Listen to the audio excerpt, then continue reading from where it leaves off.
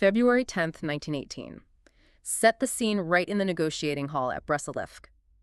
Leon Trotsky rises at the negotiating table, addressing the assembled representatives of the German, Austro-Hungarian, Turkish, and Bulgarian empires.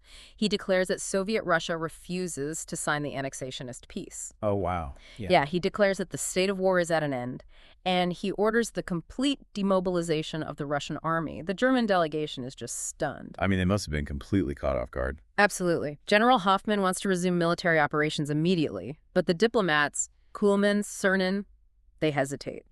The Soviet delegation returns to Moscow believing the Germans will not attack. Lenin is pleased, remarking, "Appearances are saved and the war is over." Well, he was wrong. He really was. This is In Defense of October, Episode 2, Brest-Litovsk, Part 3, The Breathing Space. The question this part takes up is, what happened when Trotsky's formula met the reality of German military power? And what were the theoretical lessons of the breathing space? We're not taking sides here. We are not endorsing the viewpoints of any political faction. We are examining the historical events and ideas as they are presented in the source material. Right. So previously on our deep dive, 3 positions on peace were debated inside the Bolshevik Party. Bukharin demanded revolutionary war. Lenin insisted on immediate capitulation if the Germans issued an ultimatum. And Trotsky proposed neither war nor peace. Exactly. On January 22, 1918, the Central Committee adopted Trotsky's formula.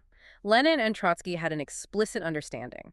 Trotsky would not support the advocates of revolutionary war, and Lenin would not publicly attack Trotsky's position. A united front, basically. Right. The delegation returned to Brest-Litovsk. Trotsky carried the mandate. The test was coming. So put yourself in the moment of February 16, 1918. A telegram arrives in Moscow. General Hoffmann has officially informed the Russian representative that the truce will end at noon on February 18th. The German mask of diplomacy is gone.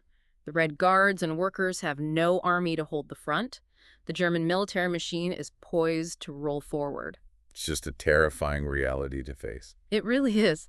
To unpack this, we have to look back at Trotsky's arrival at the negotiating hall on February 10. Right, and I have his historic declaration right here.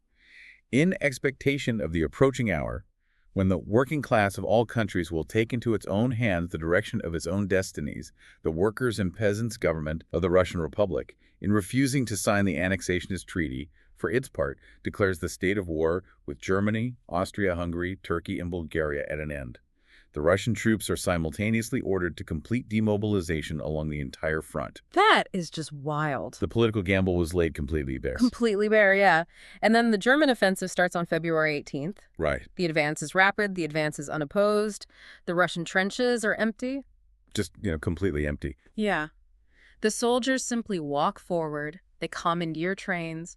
They ride into undefended territory without firing a single shot. The military machine encounters zero resistance. Towns fall in hours. The front collapses instantly. Well, upon receiving the offensive telegram, Lenin's words to Trotsky are very clear. They have deceived us after all. Gained 5 days. This wild beast will let nothing escape it. There is nothing left then but to sign the old terms, provided that the Germans will agree to leave them exactly as they are. Wow. The illusion of safety had evaporated instantly. Instantly. And in that moment of panic, Trotsky actually wanted Hoffmann to physically start the offensive. He wanted the European working class to see the raw aggression, to see them march over an undefended line. Yeah, to prove they weren't secretly allied with Germany. Right. But Lenin shoots an urgent reply. No, we can't afford to lose a single hour now. The test has been made. Hoffmann wants to and can fight. Delay is impossible. This beast jumps fast. The beast jumps fast. So they send the message to sign. But the new German terms of February 21 are far worse. They demand the occupation of the Baltic states and Finland, and they actively begin crushing the Finnish workers' revolution. The reality of that is so intense. And we see Lenin's dual-stage reaction in the corridor of Smolny. First, yes, we shall have to fight, though we have nothing to fight with. There does not seem to be any other way out. Right. And then, 10 minutes later, no, we must not change our policy. Military action on our part would not be able to save the revolution in Finland, but it would most certainly ruin us. Such a massive shift. Survival demanded cold calculation over righteous anger. It really did. But then, on February 22, the French offer military aid against Germany. Yeah, this is where it gets incredibly complicated. So you have to ask yourself, how could a worker state possibly accept help from the very imperialist powers they were fighting against?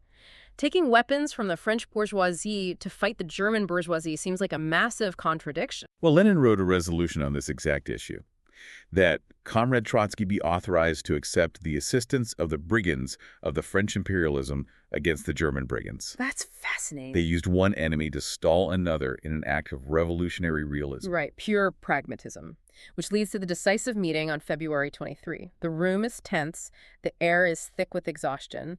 Lenin threatens to resign if the terms are not accepted immediately. A total ultimatum. Exactly. The vote is taken. 7 in favor, 4 against, and 4 abstentions. And Trotsky is one of the abstentions. Yes, and his abstention was the decisive vote that broke the gridlock.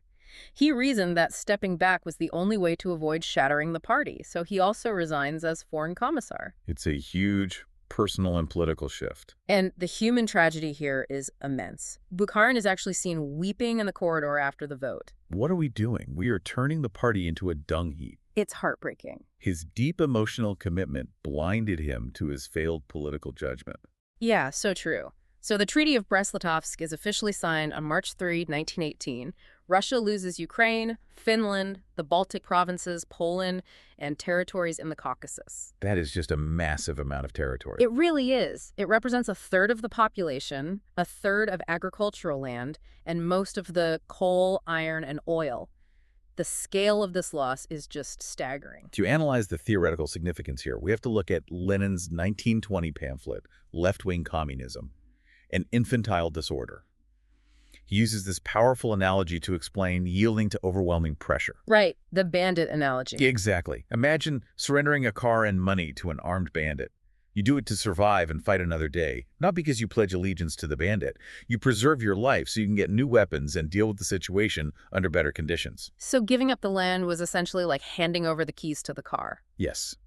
This synthesizes perfectly with Trotsky's theory of permanent revolution.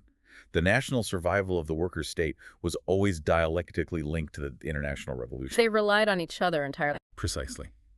As Trotsky theorized, the socialist revolution begins on the national arena, it unfolds on the international arena, and is completed on the world arena. They surrendered vast physical space to gain the necessary time. So they had to hold the national base no matter the cost. Right. And Karl Liebknecht validated this from his prison cell. One thing over and above all is necessary for the Russian Soviets, and that is certainly not demonstrations and decorations, but a stern, harsh power. For this, they need intelligence and time as well as energy.